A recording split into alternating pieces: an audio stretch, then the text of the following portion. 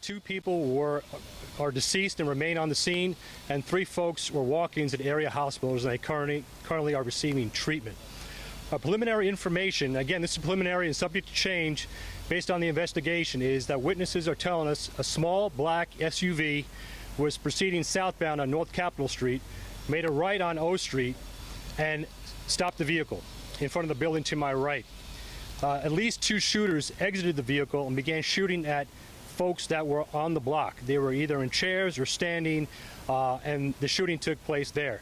The individuals got back in that black SUV and went westbound on O Street. At this point, the individuals that were shot are victims. There are 5, appear to be all adult black males, and we're going to need the public's assistance on this one. Anybody has video or any other type of information that can provide to us, please call us at 202-727-9099, or you can text us anonymously at 50411. This is very early in the investigation. Our homicides major case squad is out here, which is a very robust team that's working point on this. We have a lot of resources from MPD working this particular situation today. We had 2 people shot overnight on the 200 block of Florida Avenue Northwest that doesn't appear related to this at all. And then we had a homicide on Minnesota Avenue as well that appeared to be an argument that escalated. It doesn't appear to be related to this as well.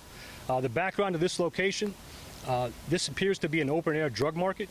MPD routinely polices this area and makes arrests for narcotics violations, but our folks, unfortunately, get back out. So this is an ongoing problem for us. So we need the community's help to continue to quell the disturbance in this area. Unfortunately, it escalated to the point that 5 people were shot today. It's unacceptable. At this point, again, very preliminary. Our best people are out here working this case, and I'll take a few questions. Chief, is this a senior citizen's home right here? From what I understand, it is. It caters to a senior residence, yes. So they were 5 men standing or sitting outside the senior citizen's home? That's correct. And they were shot? That's correct. Do you know if any of them were residents there? I don't know at this point. Again, we're trying to identify everybody fully, get that information out. Once we do, we'll have more to share. Any range of ages? They all appear to be adults. Our victims all appear to be adults at this point, is what I understand. Gang related? Again, I think it might be drug related.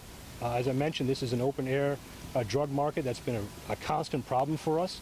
We continue to pour resources into this area, but until we can get these narcotics off the street and get to the root cause of why this shooting took place, we're going to keep pouring away at that. So you had 2 shooters get out of the car, so there was a driver that was waiting for them? Again, it's going to be very heavy video-based and witness-based, so this is just based on very early information of what we saw. There's 2 people get out of that car, okay? Go ahead, ma'am. Several. I mean, there's a lot of casings on the street. There's at least 2 shooters, so it's hard to say. Our detectives are doing their work right now. I've looked at it briefly, semi-automatic pistols. Again, I'm not sure if it's pistols or rifles.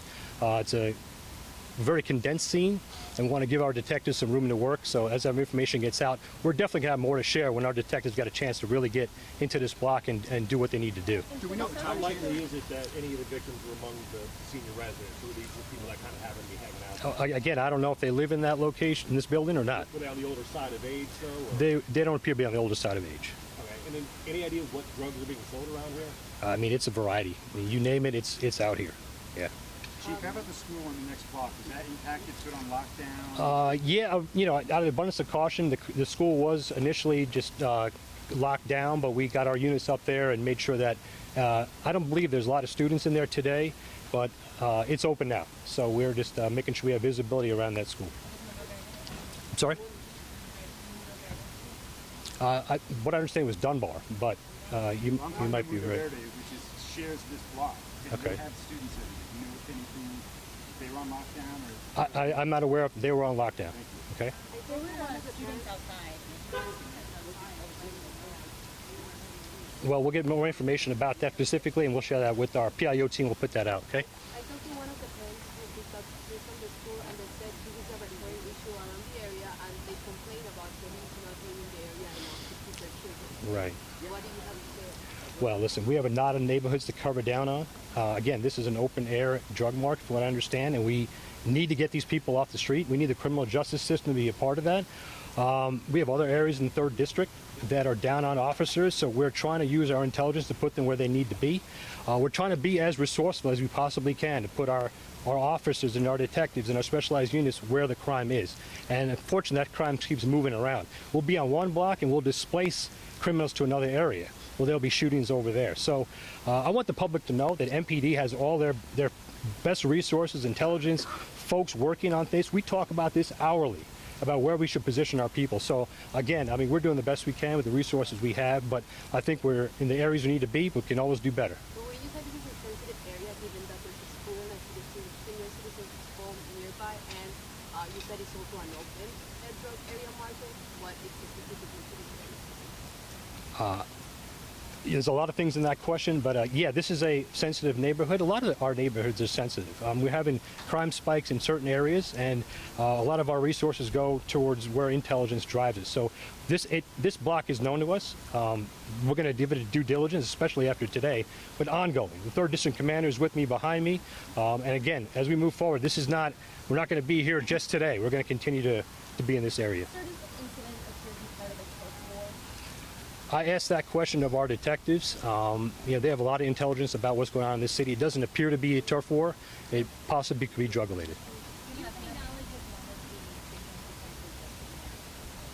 victims? I don't. Sir, any response to the level of frustration people in the community? You say you saw this area is known as the drug market. What is your response to what do you need to address this? Wow, that is, I mean, the causes of our homicides are multifaceted, right? They're either drug-related, they're crew-related, they're crimes of passion, and they're random acts of violence occasionally, and they're arguments that escalate. And so the police department is responding to behavior, right, where these things occur. The best we can do is go after those people that we know are shooters. The best way to reduce shootings is to incarcerate shooters and keep them behind bars. But some of the lower level types of crime, I mean, we're addressing those things, but folks are back out in community. There's not a lot we can do about that. But these other types of crimes, I would just ask people to settle their problems in a different way. A lot of these things just escalate for no reason, and they involve gunplay, and there's a lot of guns in this city. And this police department has seized more guns this year already than all of this time last year. We're over 2,000 guns recovered. So it's not that our police department isn't out there. Our detectives, our patrol officers, our violent crime suppression division, they're going after these guns, and they're getting guns off the street. That's an important piece of this. But a lot of these issues are escalating to gun violence very, very quickly.